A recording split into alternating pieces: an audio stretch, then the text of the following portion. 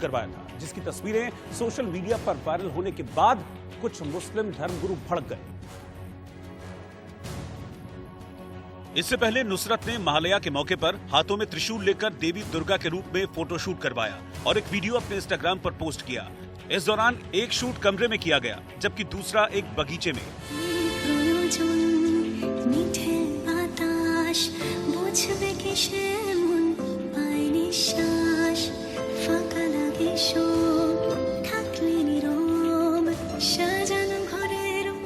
हालांकि जैसे ही नुसरत ने इस फोटोशूट की तस्वीरें और वीडियो सोशल मीडिया पर शेयर की, वैसे ही वो ट्रोल होने लगी, क्योंकि नुसरत की इन तस्वीरों के सामने आने के बाद कई सोशल मीडिया यूजर्स ने नुसरत को हिंदू सरनेम रखने तक की सलाह दे डाली। तो एक यूजर ने नुसरत के फोटो पर कमेंट करते हुए धमकी भरे लहजे में कहा, तुम्हारी मौत का समय नजदीक आ गया है, अल्लाह से डरो, क्या तुम अपना शरीर ढककर नहीं रख सकती हो, छी छी छी। वहीं एक दूसरे यूजर ने कमेंट में लिखा, तुम अपना नाम नुसरत जहां से बदलकर नूसू दास या घोष या सेन रख लो। उधर देवबंदी उलेमाओं ने नुसरत जहां के दुर्गा रूप की न सिर्फ कड़ी निंदा की, बल्कि ऐसा करने पर एतराज जताया है। उलेमा कारी शहाक गौर ने कहा कि इस्लाम में दूसरे धर्म की परंपराओं को अपनाने की मनाही है, लेकिन नुसरत जहां लगातार ऐसे काम कर रही है जो इस्लाम धर्म के खिलाफ हैं। नुसरत जहां के कार्यों को लेकर लोगों को इश्काल है, एतराज है और होना भी है, क्योंकि जिस तरह के उनके काम हैं वो एक मुसलमान को शोभा नहीं देता। तो मैं समझता हूँ कि सरासर गलत है।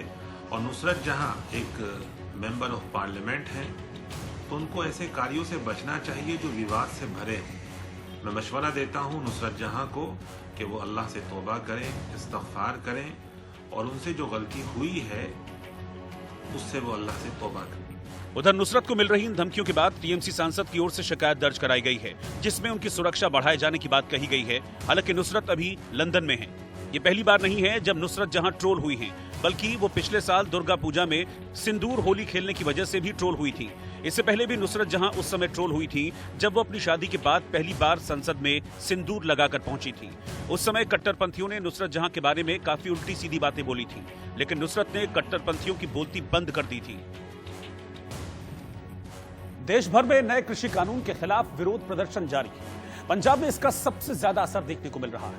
इस बीच संगरूर में एक रैली के दौरान पंजाब के पूर्व कैबिनेट मंत्री नवजोत सिंह सिद्धू फिर किसानों के समर्थन में सामने आ गए। इस दौरान उन्होंने केंद्र सरकार के साथ साथ पंजाब सरकार पर भी निशाना साधा और दावा किया कि अगर राज्य सरकार दूध पर एमएसपी दे सकती है तो किसानों की फसलों को एमएसपी क्यों नहीं। इससे पहले वो कृषि कानून के खिलाफ संगरूर में भाषण देने पहुंचे और मंच से मोदी सरकार विरोधी नारे लगवाए। किसान एकता, किसान एकता,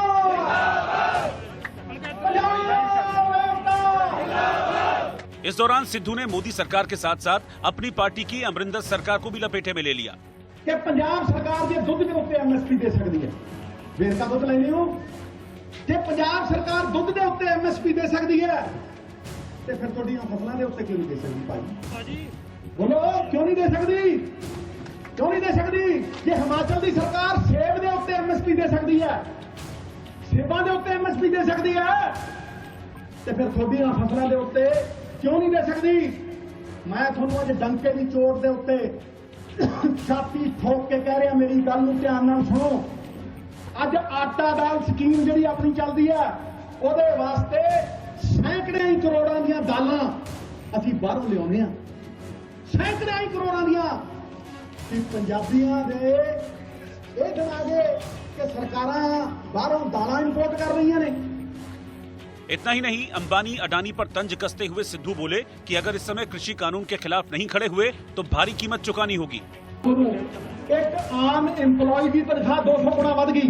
मैं 1980 तो 40 साल की गल कर रहा।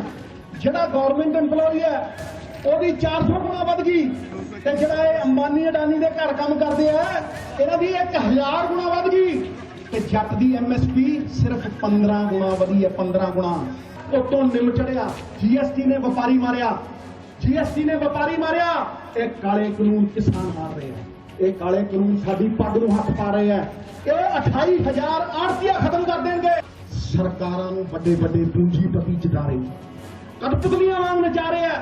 ਉਹੀ ਕਾਨੂੰਨ ਬਣਾ ਰਹੇ ਆ, ਉਹੀ ਨੀਤੀਆਂ ਬਣਾ ਰਹੇ ਆ। ਪੰਜਾਬ ਦੇ ਰਾਜਨੀਤਿਕ ਤੇ ਆਰਥਿਕ ਰਾਜ ਕਿਸੇ ਹੋਰ ਦਾ ਕਿਵੇਂ ਹੋਵੇ? ਅੰਬਾਨੀਆਂ ਦਾ ਕਿਵੇਂ ਹੋਵੇ? ਅਡਾਨੀਆਂ ਦਾ ਕਿਵੇਂ ਹੋਵੇ? दरअसल संसद में पिछले हफ्ते किसानों से जुड़े 3 बिल पास हुए थे। उसके बाद विपक्ष ने राष्ट्रपति रामनाथ कोविंद से मुलाकात कर बिलों को लौटाने की मांग की थी, लेकिन राष्ट्रपति ने रविवार को बिलों को मंजूरी दे दी और ये कानून बन गए। हालांकि किसानों को आशंका है कि नए कृषि कानून से उनका नुकसान होगा, क्योंकि सरकार आने वाले समय में एमएसपी की व्यवस्था को खत्म कर सकती है। लिहाजा विपक्षी पार्टियां किसानों के मुद्दे पर सरकार को घेरने में जुटी हैं। रिलायंस इंडस्ट्रीज के एमडी और चेयरमैन मुकेश अंबानी पिछले 6 महीने से हर घंटे 90 करोड़ रुपए कमा रहे हैं, वो भी ऐसे समय में जब कोरोना की वजह से देश दुनिया में कारोबार लगभग ठप सा हो गया है। ये जानकारी हारून इंडिया और IIFL वेल्थ मैनेजमेंट लिमिटेड ने अपनी एक रिपोर्ट में दी है, जिसमें रिलायंस इंडस्ट्रीज लिमिटेड के चेयरमैन मुकेश अंबानी लगातार 9वें साल टॉप पोजीशन पर है। रिपोर्ट के मुताबिक मुकेश अंबानी की कुल संपत्ति 6,58,400 करोड़ रुपए है। इतना ही नहीं, पिछले 12 महीनों में उनकी कुल संपत्ति में 73% का इजाफा हुआ है। रिपोर्ट के मुताबिक 63 साल के अंबानी ने लॉकडाउन के दौरान यानी कि मार्च से अगस्त के बीच में हर घंटे 90 करोड़ रुपए के हिसाब से कमाई की।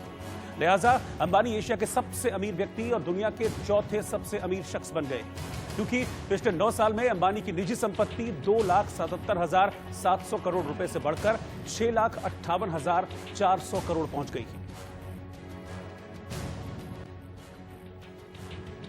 छत्तीसगढ़ के रायपुर में कांग्रेस ने कृषि बिल का विरोध किया। छत्तीसगढ़ के रायपुर में कृषि सुधार बिल के विरोध में कांग्रेस कार्यकर्ताओं ने धरना दिया। कांग्रेस ने बिल को किसान विरोधी बताया और नारेबाजी की। कांग्रेस पार्टी जिंदाबाद जिंदाबाद जिंदाबाद। आगे तक बैठ जाए। नरेंद्र मोदी मुर्दाबाद। पंजाब में धुरी के पास मानवाला में नवजोत सिंह सिद्धू पहुंचे और एक बार फिर कृषि बिल को लेकर केंद्र सरकार पर निशाना साधा। सिद्धू ने आरोप लगाया कि मोदी सरकार पूंजीपतियों के साथ मिलकर किसानों को दबाने की कोशिश कर रही है।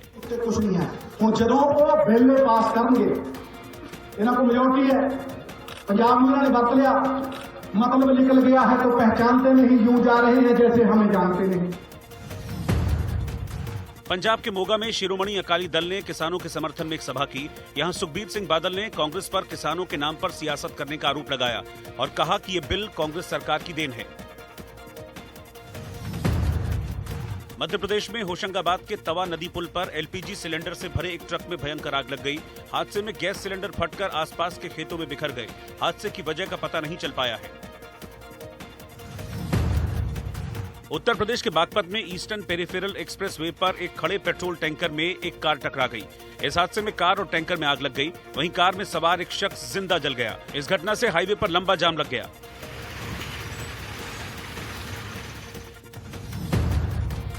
मध्य प्रदेश में पन्ना टाइगर रिजर्व के अमानगंज बफर के विक्रमपुर गांव में एक बाघिन के पहुंच जाने के बाद हड़कंप मच गया। वन विभाग की टीम ने किसी तरह बाघिन को गांव से निकाला, लेकिन उसे पकड़ नहीं पाए। वो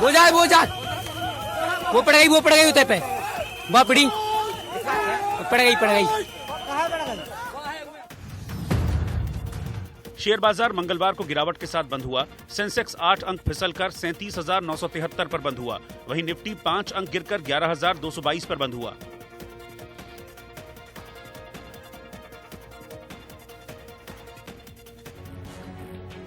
बिहार में उपेंद्र कुशवाहा बीएसपी के साथ गठबंधन बनाकर चुनाव लड़ेंगे। कुशवाहा महागठबंधन छोड़ने का संकेत पहले ही दे चुके थे और चर्चा है कि सीटों को लेकर एनडीए में उनकी बात नहीं बनी। अब कयास लगाए जा रहे हैं कि कुछ और छोटी पार्टियों को साथ लेकर कुशवाहा बिहार में तीसरा मोर्चा बना सकते हैं। हालांकि मीडिया के सामने कुशवाहा ने अपने पत्ते नहीं खोले, लेकिन मायावती की पार्टी बीएसपी और जनवादी पार्टी के साथ मिलकर चुनाव लड़ने का ऐलान कर दिया।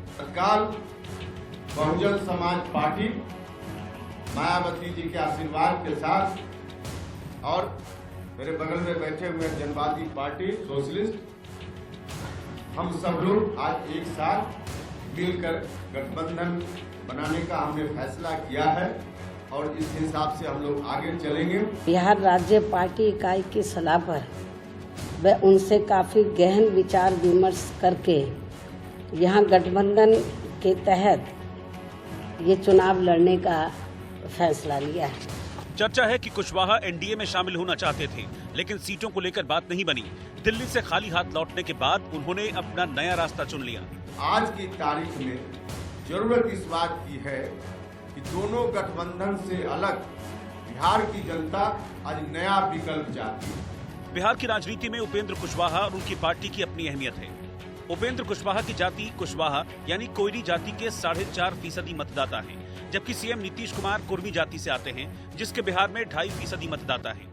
बिहार में कुर्मी और कोयरी जाति यानी लव कुश समीकरण बेहद अहम माना जाता रहा है, जो मोटे तौर पर नीतीश कुमार के साथ रहा है, जो खुद कुर्मी जाति से हैं। लेकिन उपेंद्र कुशवाहा ने जेडीयू से अलग होकर आरएलएसपी बना ली।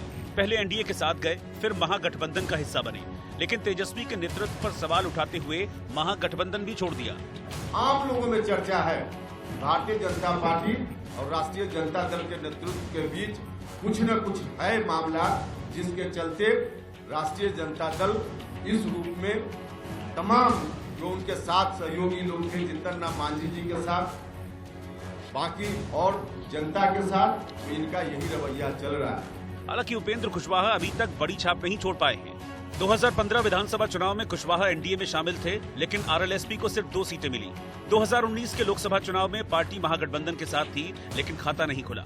चर्चा है कि कुशवाहा पप्पू यादव और चंद्रशेखर की पार्टी से भी गठबंधन कर सकते हैं, लेकिन फिलहाल उन्होंने पत्ते नहीं खोले हैं। कुशवाहा ने हमेशा की तरह नीतीश कुमार पर जमकर हमला बोला और पढ़ाई, लिखाई, रोजगार जैसे मुद्दों पर चुनाव में जाने का ऐलान किया।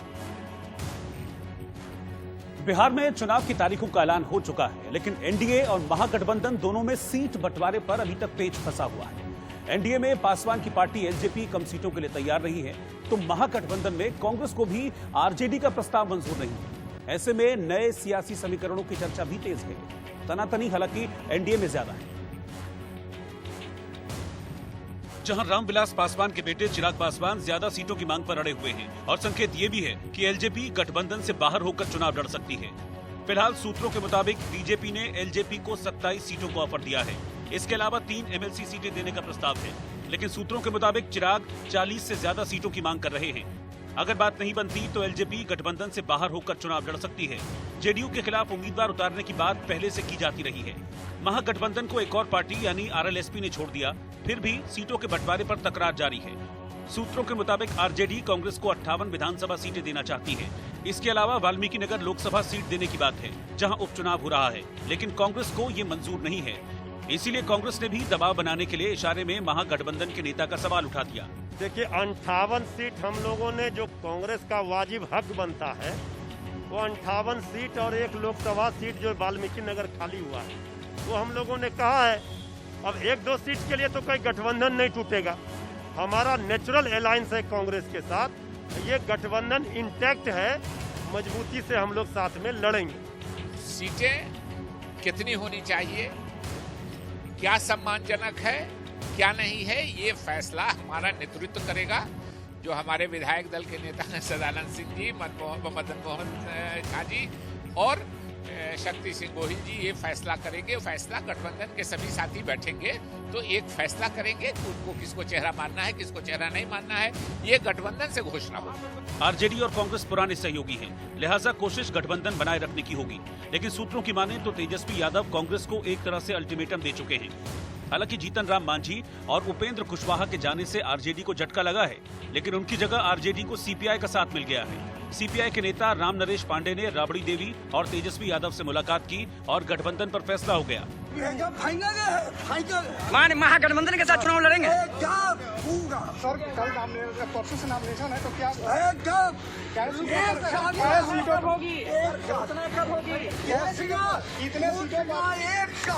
बिहार में लेफ्ट भी आरजेडी का पुराना सहयोगी रहा है। हालांकि सीपीआई को महागठबंधन में कितनी सीटें मिलेंगी, इसका ऐलान होना अभी बाकी है। अमेरिका में राष्ट्रपति पद की चुनावी जंग अब आखिरी दौर में पहुंचने लगी है। प्रेसिडेंट डोनाल्ड ट्रंप और उनको चुनौती दे रहे डेमोक्रेट उम्मीदवार जो बाइडेन मंगलवार रात 9 बजे यानी कि भारतीय समय के मुताबिक बुधवार सुबह 6:30 बजे पहली प्रेसिडेंशियल डिबेट में हिस्सा लेंगे। ट्रंप और बाइडेन के बीच कुल 3 डिबेट होंगी। पहली आज, दूसरी 15 अक्टूबर और तीसरी 22 अक्टूबर को होगी। हालांकि कोरोना वायरस की वजह से इस बार तस्वीर कुछ बदली हुई नजर आई, क्योंकि इस बार पैनलिस्ट नहीं होंगे। दर्शक होंगे या नहीं, या होंगे तो कितने होंगे, इस बारे में डिबेट कमीशन ने फिलहाल कोई जानकारी अब तक नहीं दी। हाथ मिलाने की ऐतिहासिक परंपरा भी इस बार नहीं निभाई जाएगी। पहली डिबेट ओहायो में 90 मिनट तक चलेगी, जिसमें कुल 6 मुद्दे रहेंगे, जिसमें दोनों कैंडिडेट्स के records, supreme court, corona virus, economy, नस्लवाद, हिंसा और इलेक्शन इंटीग्रिटी पर चर्चा होगी। इस डिबेट को 15-15 मिनट में बांटा जाएगा। इस दौरान कोई भी ब्रेक नहीं होगा। फॉक्स न्यूज के क्रिस वॉलेस डिबेट के मॉडरेटर होंगे। क्रिस फॉक्स न्यूज चैनल में एंकर हैं। छत्तीसगढ़ के रायपुर में भारती नाम का रोबोट कोरोना मरीजों की देखभाल करता है। रोबोट को SPAR VY रिसर्च इंस्टीट्यूट के वैज्ञानिकों और VY हॉस्पिटल ने तैयार किया है, जिसे भारती नाम दिया गया है। जो देखिए कैसे VY हॉस्पिटल के कोविड वार्ड में मौजूद मरीजों को खाना पीना मुहैया करवा रही है।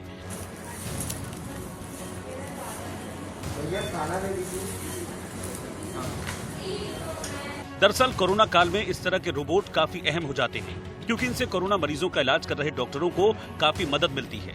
साथ ही डॉक्टर और नर्स या स्टाफ को कोरोना के संक्रमण से बचाया जा सकता है। जानकारी के मुताबिक इस रोबोट को बनाने में 45 दिन लगे हैं। कोई भी इसे स्मार्टफोन के माध्यम से रिमोट से चला सकता है। इस रोबोट की खासियत ये है कि नेटवर्क ना होने या कम नेटवर्क होने के बावजूद मरीज डॉक्टर या परिजनों से वीडियो कॉलिंग के माध्यम से बात कर सकते हैं।